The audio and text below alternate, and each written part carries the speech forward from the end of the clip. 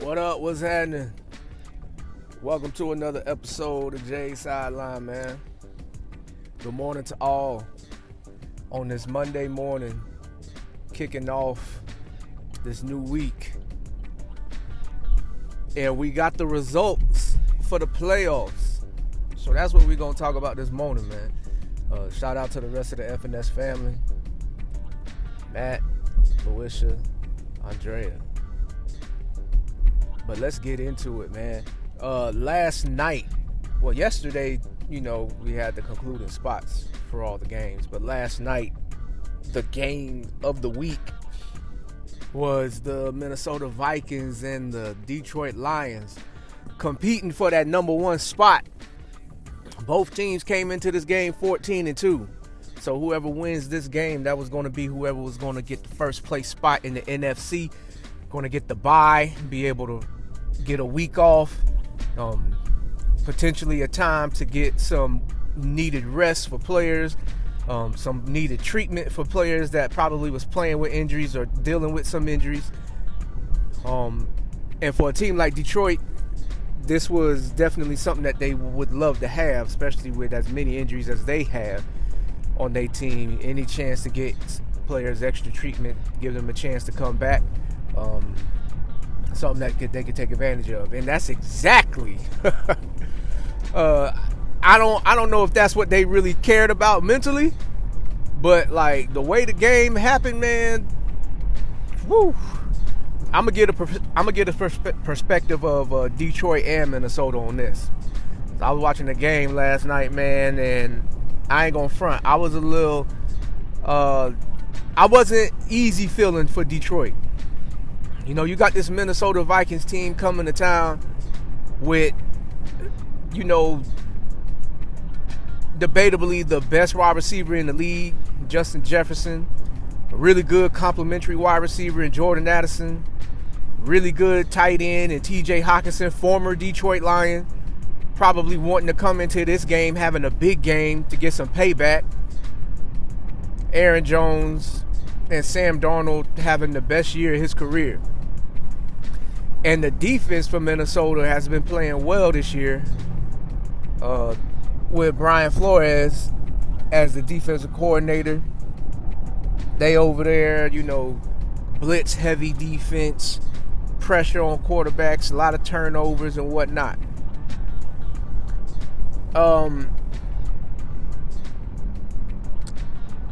First of all, from a Minnesota perspective, that was embarrassing. At least on the offensive side of the ball, that was embarrassing.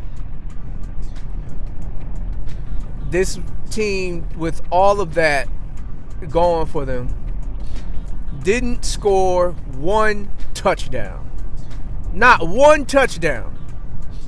I was coming into this game thinking that the winner needed to score 40 points because that's how high octane these offenses are.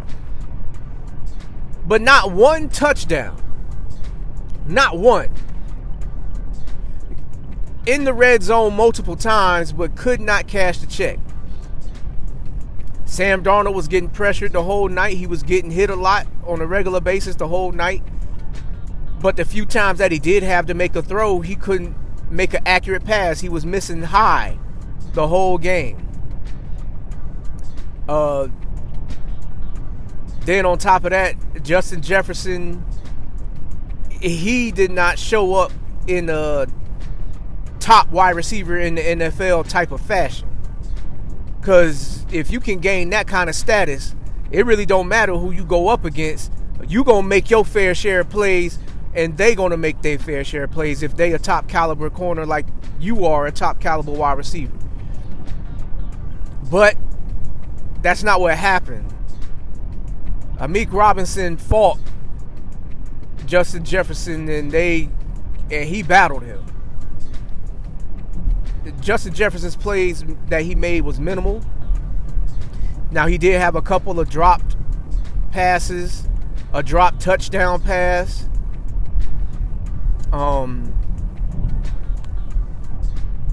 But Detroit's defensive scheme, it seemed like they was keeping a safety over the top, so that way Amik Robertson can be aggressive with the short stuff, which makes sense. but not getting Jordan Addison involved in the game plan, that was you're not using your weapons to, you're not getting the best out of your team. It seems like they made an early effort to try to get TJ Hawkinson the ball, and Sam Darnold missed him on a throw up the seam when it was like 3rd and 23 or 3rd and 18, something like that. Had he would have caught it, he would have got that and then some. But the pass was out of his reach. Man, that was an embarrassing game. The best thing that Minnesota had offensively was the run game. They was able to have some effective runs. Aaron Jones was able to, get some good runs. They rarely went backwards on the run game. They was able to get 5+ yard gains. Cam Akers had the big run that almost scored, that landed him at like the 5-yard line. But Minnesota couldn't cash the check and turn that into a touchdown. Sam Darnold was off the whole night. I think at one point in time he finished the night 18 for 41 or something like that. That's terrible. Like, that's not what you would expect coming into this supposed heavyweight bout. Detroit was limiting the effectiveness of everybody here. And part of it was due to the fact that Sam Darnold couldn't just make an accurate pass when he had a chance to. He was getting hit a lot. He was getting pressured a lot. But when he did have the time to make the pass, seemed like he couldn't throw it in the ocean if he tried.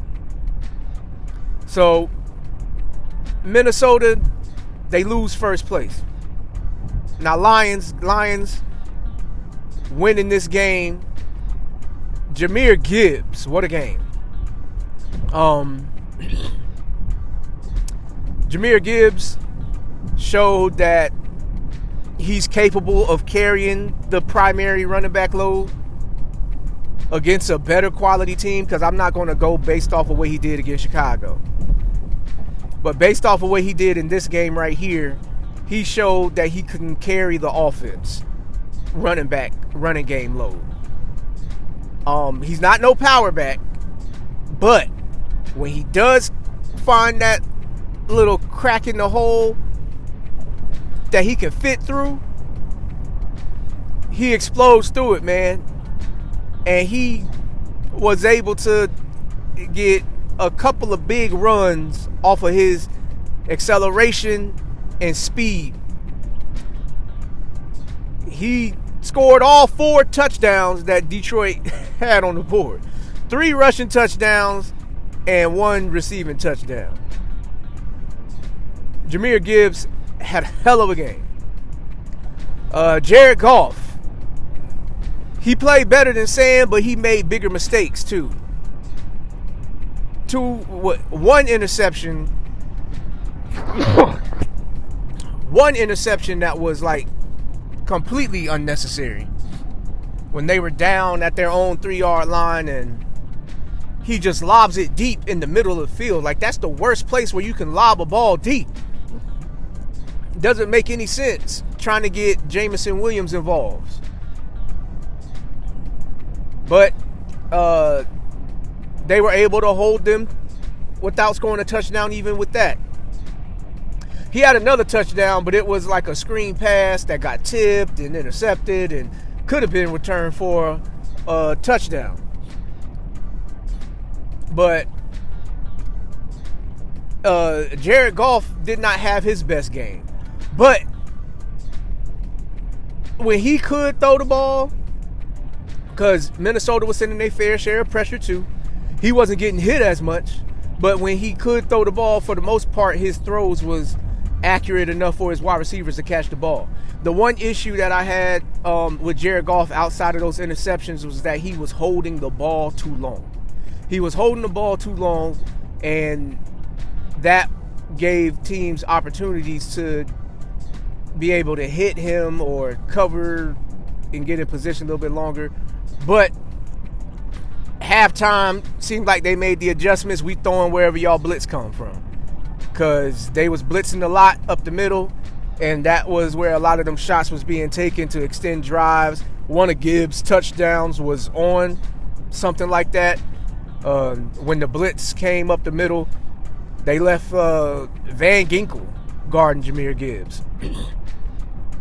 Big mistake there. That turned into a touchdown. Amon-Ra had his fair share of catches that was big for first downs. Outside of that, man, Laporta had a few catches, but you didn't really feel his presence like that. Same thing with Jameson. You couldn't really feel his presence like that neither. He had a couple of catches, but, it wasn't in the dominant fashion that you're used to seeing him use his speed to kill. Tim Patrick had a couple of catches. But, yeah, outside of Jahmyr Gibbs, man, there was nobody on the Lions that really showed out. They showed up and made a few plays, but they didn't show out in your typical fashion that you're used to seeing them do it. Defensively, though, this is where that round of applause goes to the Detroit Lions, man.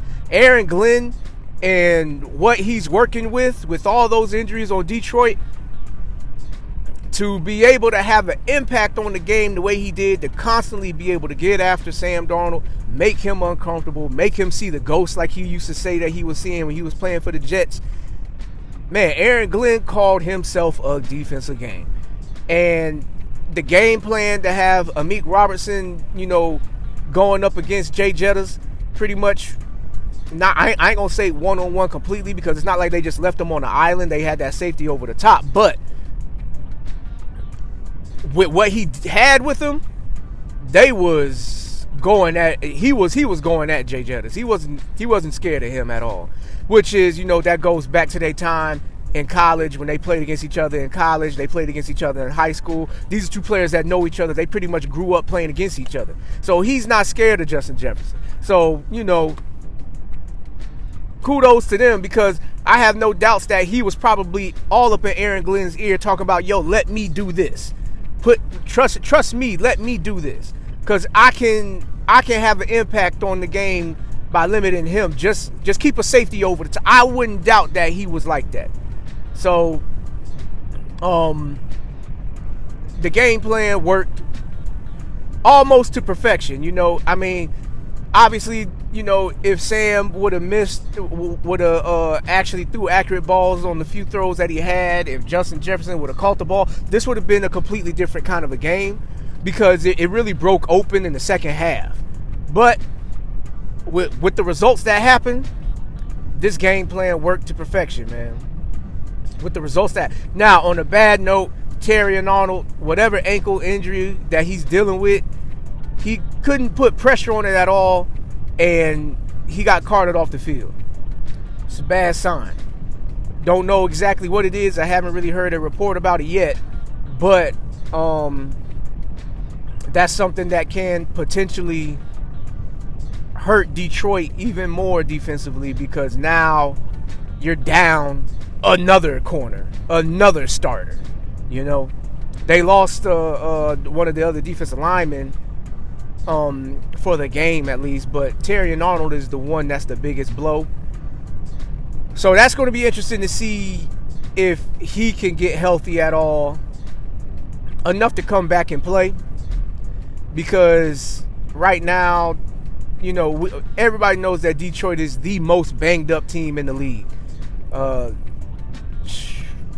Last time I had looked, they had 17 players that they lost. And adding on to last night and the other players that I don't know about, they just can't seem to, stay healthy, at least on the defensive side of the ball, so they can be thankful that offensively, for the most part, outside of Montgomery, they got everybody that they kind of need. Well, then Zeitler did get hurt too. He pulled a hamstring. That could cause him to miss maybe one game of the playoffs, but that's not so detrimental to where this offense should not be able to function the way they function. I know he does a whole lot of the pulling for offensive linemen, so that's just a game plan adjustment, or see what you got with the backup guy, see if he can pull too. But outside of that, they just can't seem to dodge this injury bug, man. So that's unfortunate for them. But this week off could, give players like that the opportunity to get the treatment that they need to have the best chance to come back to play against whoever their matchup would be, which would be the lowest seed of the teams that are making the playoffs. So that's that game. So I guess it's only right to go straight to the matchups for the NFC. The Vikings are going on the road to play against the LA Rams. Good luck. Because the Vikings have a healthy defense. And their offense is kind of just like yours. 2 deadly wide receivers, an effective run game, but most importantly, a more experienced Super Bowl winning quarterback in Matthew Stafford, with probably a even more deadly offensive coordinator in Sean McVay / head coach Sean McVay. But this is a game where if you go by what's on paper, this should be another high-scoring affair. That's kind of how I looked at the Lions and Vikings game. When I looked at it on paper and I seen who was coming in and added on top of that what they've been the whole season to be 14-2 going into that game. You look at this game and you say this should be a high-scoring affair right here. But Sam Darnold and the Minnesota Vikings offense, Justin Jefferson showed he can have a bad game. Darnold can have a bad game. But this ain't the time to be having bad games. If anything, this is when you need to have your best game. This is when the wide receivers that we look at and we respect the most, especially from the past, this is where they made their name. So you can't afford to have bad games and still keep that status as being the best wide receiver. Because Justin Jefferson, he was talking mad cash before this game, talking about can't nobody guard me. Well, we got a game to show that while you might be right, nobody can guard you to a degree, you also can drop the ball. So I would look for him to have a monster comeback game. Probably lost sleep tonight. Probably is very anxious to get out there and have a monster game. But that I expect that to be a high-scoring affair. I would expect both teams to be able to score over 30 points in this game. But if I was to,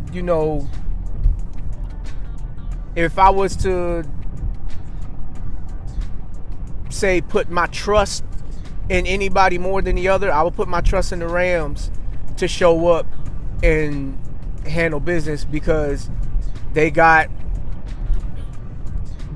the Super Bowl winning quarterback that they had, Super Bowl winning wide receiver Cooper Kupp, Super Bowl winning head coach Sean McVay. Like, this is still a team that has some of the same players that won that Super Bowl on their team. So I would put my trust in them to be able to finish the job, especially with the amount of pressure that Detroit was able to put on Sam Darnold, not Bradford, but Sam Darnold, and affect him. I would think that the Rams probably come in with a similar game plan. Pressure Sam, hit him, and let the results speak for themselves. Because this is the Rams offense is not one of those offenses where I would question whether or not they're going to put up points. It's just how much points will they put up. So going down the line to the next matchup, would be the Tampa Bay Buccaneers versus the Washington Commanders, playing in Tampa. Congratulations to Mike Evans. 11 straight years with 1,000 yards receiving, ties Jerry Rice's record. And winning their division, Baker Mayfield playing his best ball. Unfortunately, Chris Godwin is not there, the number 2 receiver for them. But their rookie McMillan out of Washington, he's kind of been stepping up a little bit.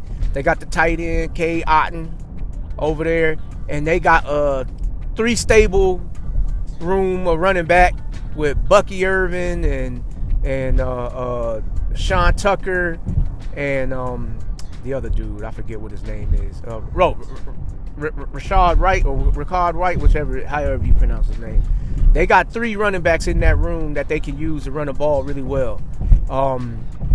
So that could be something that it could be used to control the pace of the game, because Washington's offense has been a pleasant surprise this year, especially with rookie Jaden Daniels. They incorporating him a lot in the run game. They incorporating that. He's shown that he can throw the ball well enough in this league, at least for 1 year for his rookie season. That has helped Terry McLaurin have probably the best year of his career. Maybe I don't know. Maybe if not the best, second best. The defenses on both teams is kind of where, maybe a little bit of concern might fall. More so with Washington, though, than Tampa. I mean, Tampa is at least going to be very tough up front. Being able to stop the run and whatnot. Their secondary probably might be the most concerning, specifically at corner. But if I was to, make a choice here, I would go Tampa, though. Because most of this, or a lot of this roster, is that Super Bowl winning roster that they had when Tom Brady was a coach, was a quarterback. I would put my money on Tampa to win this game, being at home, playing against a rookie quarterback, a team that's brand new to having success, especially playoff, playing against a team that's experienced. Not that Baker has had a lot of playoff success in the NFL, but Baker playing his best ball right now, and he has the mentality for this. We'll see what happens with it, but I would put my trust more so in Tampa than Washington. But Washington is capable of winning this game. They're more than capable. It just got to play out and see what happens. Then the next game, the Eagles versus the Packers. Listen, man, I heard that the Packers played their starters, still lost against Chicago, and Jordan Love got hurt again. I don't know the severity of his injury, but he's played a number of games this season hurt, and it affected what he was able to do. Doing that going in against Philly, that's not what you want. Philly is probably the scariest team in the NFC, because the most talented roster in the league. Let's just say that. The most talented roster in the league. Dominant trench play on both sides of the ball. Offense loaded with weapons. A.J. Brown, Devontae Smith, Dallas Goedert. And then, of course, the best running back in the league, Saquon Barkley. And then, on defense, you solid everywhere. Linebacker, corner, safety. Like, you name it.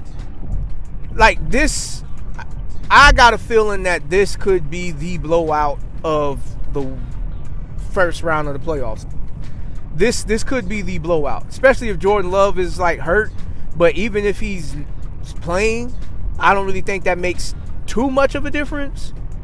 I know they met early in the season against each other, but I'm not too concerned about that anymore because, like, this is one of those games based off of how the season has been going and how it ended.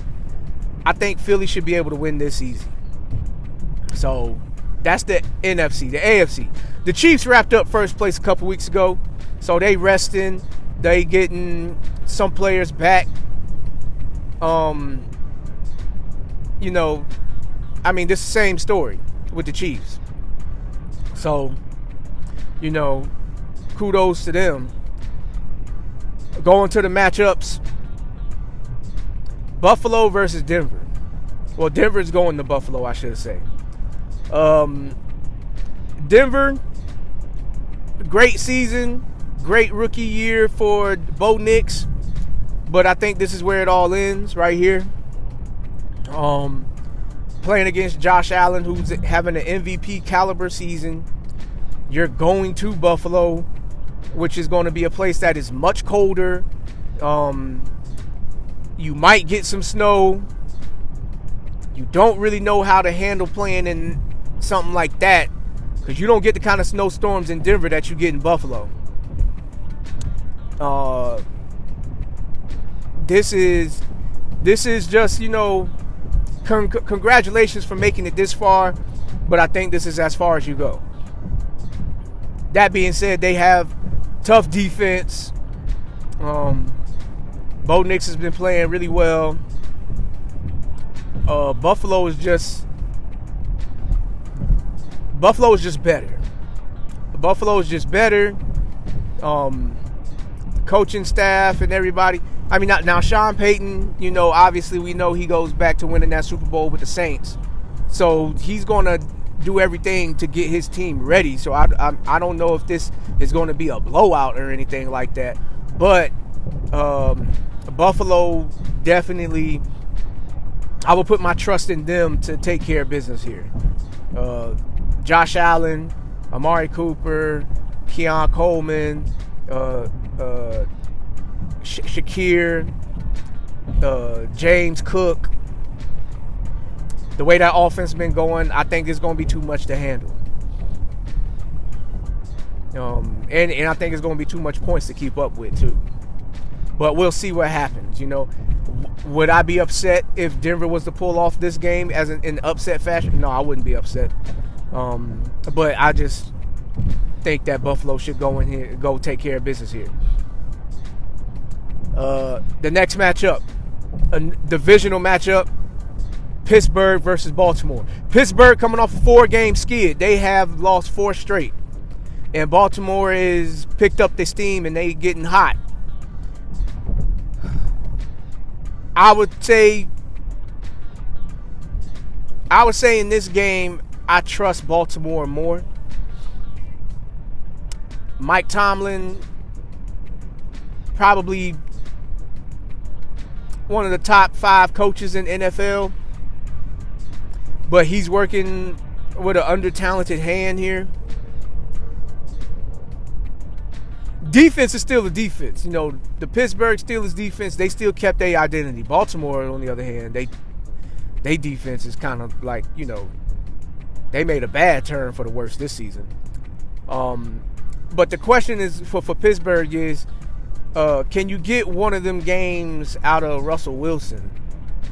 Can you get one of them games out of the weapons that he has to throw the ball to? Pat Freiermuth, George Pickens, Mike Wallace. Mike Williams. I'm sorry, Mike Williams. Can Najee Harris and the other running back, can they be effective enough and help the offense? I mean, those are my question marks. Can they put points on the board? Because I feel like Lamar Jackson, with the way that offense has been flowing, they should be able to score points, especially if you look at the last time they played against each other. Like, they showed that they could do this, and then they got home field advantage too. Like, these kind of games, if you had more like assurance in Pittsburgh's offense, this could shape out to be one of them old school Baltimore Pittsburgh games where it's like a whole lot of hard-hitting, low-scoring defensive games that settling for field goals might win you the game. You know what I'm saying? But I don't think it's going to be that. I don't think it's that anymore. Can it potentially be that? Of course, but I just don't think that Pittsburgh can do it. They on this 4-game skid, and going into the playoffs, playing bad football, losing 4 games, and you go against one of your division foes. Yes, this should be the game that you wake up for the most. And Pittsburgh, for the most part, their players is experiencing this matter. But you just look at Pittsburgh as a whole, and it's you ask yourself the same question when it comes to playing against a team like Buffalo. Can you keep up with Baltimore? And I just don't know if they can keep up. I don't know if they can keep up, and if they will be able to shut down or limit how many points they score. But we'll see what happens when it happens. I would pick Baltimore to win this game, though. And then the last matchup, Houston versus the Chargers. Now, this is probably the most even matchup going into the playoffs, most likely here. Houston, man, they won their division due to the fact of how bad the division is. Playing in a division where you got Jacksonville, Indianapolis, and Tennessee. Tennessee just secured the first overall pick. Houston, they haven't been as wow factor as they was last year. They've dealt with injuries. They lost Stephon Diggs early in the season for the season. They lost Tank Dell not too long ago. He's not going to be back anytime soon. He's missing all of the playoffs for the life of their playoff run. I'm not confident in Houston here. I do think that the Chargers can go in to their building and win this game, because Harbaugh leaving Michigan and coming to coach them, he's established a tough football team, and he's got statistically one of the best quarterbacks in the league from the past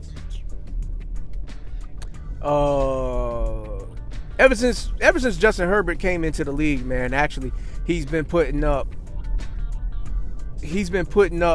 some of the best numbers since he's came into the league. He's been putting up consistently high numbers. I know they've had talented teams and chances that people viewed them as being a potential Super Bowl candidate in the past, but they could never win the big game, especially the big game that they lost against Jacksonville, being up 28-3, I think it was, and then losing that game. That was a kind of a crazy experience right there. But the team has changed since then. No more Mike Williams, he's not on the roster. No more Keenan Allen, he's not on the roster. But rookie Ladd McConkey, one of the rookies that got over 1,000 yards and is their number one weapon, pretty much. Harbaugh and whatever game plan he comes up with, that's going to be the deciding factor here. Can CJ Stroud pull it out with Nico Collins, with Joe Mixon? I believe they still got Robert Woods over there. Dalton Schultz. Can they pull it out? Maybe. Yeah. They at home. They've been getting... Their defense ain't as dominant as it was last year. A couple of the players that's on that Minnesota defense, they got from the Houston Texans. So, it's one of those things where this is a game that can go either way. If I was to put my trust into anybody, though,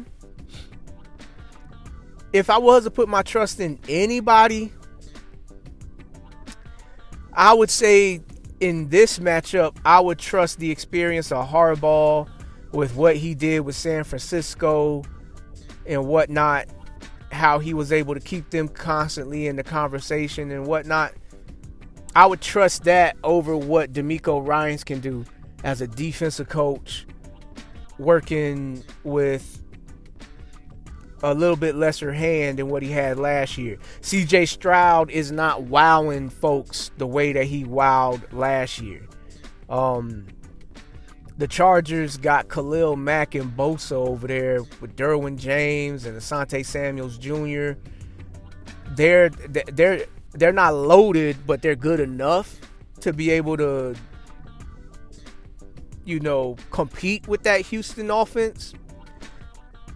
And when you look at it on the other side, neither teams is loaded offensively or defensively, but they got enough to compete with each other. So it's just going to be down to who makes the bigger plays in the situations. I guess you could say that. Not having Tank Dell, not having Stephon Diggs, that hurts Houston. And now I just wonder, can they make it out of this game while even having home field advantage? So, with that being said, if I was to pick and choose here, I would say the Chargers win this. They might win it by a field goal, so it could go either way. It could be a very close game, but I think the Chargers win this game here. And we move on to the next round. So, with that being said, man, that's the playoffs right there. In other news that came out with the results yesterday, probably the biggest shakeup, Tyreek Hill. Tyreek Hill voiced his disappointment and voiced that he's ready to essentially move on. He's ready to move on and not waste his career on another team. Well, not waste his career on the Dolphins, but he wants to go to another team. He's quoted as saying, "I am opening the door. I'm out, bro. It was great playing here, but at the end of the day, I got to do what's best for my career. I'm too much of a competitor to be just out there." So he sounds like he's done with the Dolphins, man. He's done with the Dolphins. He's done with McDaniels. He's done with Tua Tagovailoa. Which is personally, I can't blame him for feeling that way, man. Tyreek Hill, he's still arguably a top 5 receiver in this league, man. Still probably the scariest receiver in this league with his speed and whatnot. And he's not even competing for a Super Bowl. Like, even when the Dolphins had their team healthy and whatnot, they was out in the first round. So, leaving Patrick Mahomes did not do you any favors, bro. And he was talking cash, too, when he left. Talking about how Tua throws a better spiral or throws a better ball and all this other stuff and whatnot. Bro, Pat won his Super Bowl without you, player. You needed him more than he needed you. And that's pretty clear right now. So, Tyreek Hill, that'll be interesting to see where he goes. The other thing that happened, man, Gerard Mayo got fired from the Patriots. No longer with the team anymore after 1 year, finishing 4-13. I can say right here, this is another example of a black head coach not getting enough opportunity to turn the roster around because they sucked last year and they sucked again this year. And he didn't get no real chance to kind of like flip this roster around a little bit and change things up. That being said, they were terrible and there was no signs of improvement. So maybe that was enough for them to be like, we're going to move on. But outside of that, that's it for the playoffs, man. We all looking forward to it. We got the college football playoff coming up this week. So we looking forward to things and wrapping up. But outside of that, man, like and subscribe. Check out the rest of the FNS family content. And peace out.